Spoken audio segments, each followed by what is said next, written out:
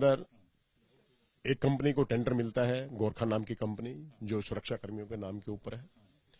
मैं उन दिनों बीमार भी था। वहां पर पैसे लिए जा रहे थे, मेरे पास में शिकायत आ रही थी, जिसके लिए मैं लेटर एमएस साहब को भी लिखता रहा, बार बार उनको लेटर लिखे। उसके बाद मैंने थाना प्रभारी को भी लेटर लिखा, डीसीपी साहब को भी लेटर लिखा, लेकिन कोई कार्रवाई नहीं। उसके बाद मैंने सेटिंग की, 15 लाख रुपए मेरी सेटिंग हुई, 3 लाख रुपए टोकन मनी के दे दिए मैंने। तो वो पत्र डीसीपी साहब को लिख दिया कि मेरी ये सेटिंग होगी है, 3 लाख रुपए मेरे पास टोकन मनी के आगे हैं, जो इसके अंदर साफ साफ लिखा। कोई विधायक है कि मेरे पास से रिश्वत आए, मैं अपने लेटर हेड के ऊपर ये लिख के दे रहा हूँ। पैसे मिलने के तुरंत बाद लिखा है? हाँ, पैसे मिलने के तुरंत बाद मैंने वहां पर वो लेटर लिखा। इससे पहले भी जानकारी दी थी पैसे लेने से पहले? एक बार बार बात होती रही है। मैं इसका पर्दाफाश करना चाहता था, मैं उनको पकड़वाना चाहता था, लेकिन नहीं।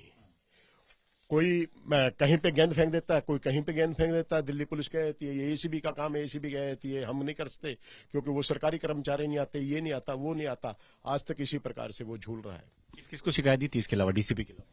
मैंने इस मामले को डीसीपी साहब को भी बताया है, थाना प्रभारी को भी बताया है, मैंने एसीबी को भी बताया है, मैंने एलजी साहब को भी बताया है, मैंने सीएस साहब को भी बताया है, मेरा हेल्थ सेक्रेटरी साहब को भी पता है, ये सभी को पता है। इन सभी को चिट्ठी लिखी आप? मैक्सिमम चिट्ठी लिखी गई है। ये एलजी साहब को भी ये चिट्ठी लिखी है, मैं मिलकर भी आया था और उनको दे भी थी। उसके बाद उन्होंने एसीबी को भी भेजा, उसके बाद हेल्थ सेक्रेटरी को भी उन्होंने लेटर भेजा है, लेकिन कोई आज तक कोई कार्रवाई। मोहिंदर जी, 1 साल हो गया है, ये फरवरी पिछले साल की आप बात बता रहे हैं, 1 साल तक पैसा आपके पास है। क्या आप इसको लेकर अपनी सरकार के पास गए थे, आपके जो हेल्थ मिनिस्टर उनके पास? बताया मैंने, बिल्कुल उनको भी नॉलेज में दे रखा है, क्योंकि महेंद्र गोयल कोई भी अनैतिक काम ना करता है ना करने देता है। तो ये मामला आप पहले भी मीडिया के सामने या किसी और के सामने बता सकते थे, 1 साल क्यों इंतजार करना पड़ा आपको? विधानसभा का ही क्यों इंतजार करना? मैं बहुत साफ बात कह रहा हूँ, जहां जहां जिस एजेंसी से पहले जो चीजें बनती हैं, पहले मैं उनको बताना अपना दायित्व समझता हूँ।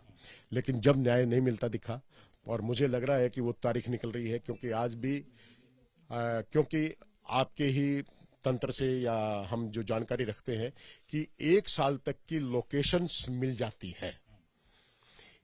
अब 1 साल वो पूरा होने को आ रहा था, तो इसलिए आज क्योंकि दिल्ली की विधानसभा के अंदर कानून बनते हैं, उनकी रक्षा करने के लिए, कानूनों की बात करने के लिए यहां पर सबसे बड़ा प्लेटफॉर्म है। यदि कहीं पे न्याय नहीं मिलेगा तो मैं इस विधानसभा से ये जरूर उम्मीद रखता हूं